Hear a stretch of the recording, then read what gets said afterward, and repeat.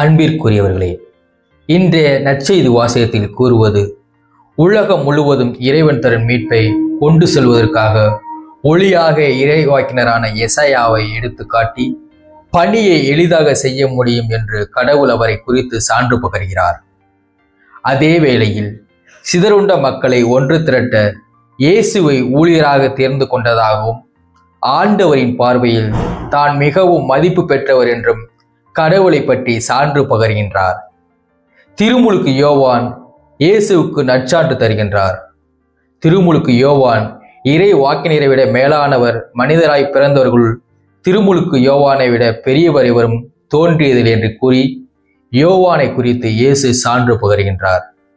தன்னை விட வேறு ஒருவர் அதிக மதிப்புடையவர் என்று சொல்வதற்கு தன்னம்பிக்கையும் தன்னை பற்றிய தெளிவு தேவை. நமது கிறிஸ்தவ வாழ்வில் அடுத்தவரை உயர்வாக எண்ண முடிகிறதா? மதிக்க முடிகிறதா?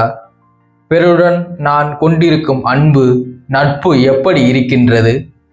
திருமுழுக்கு யோவானுக்கும் இயேசுக்கும் இடையே நிலவிய அந்த புனிதமான நட்பை கொண்டிருக்கின்றேனா என்பதை ஆன்ம ஆய்வு செய்வோம். உண்மையான அன்பிற்கு சான்று பகர்வோம்.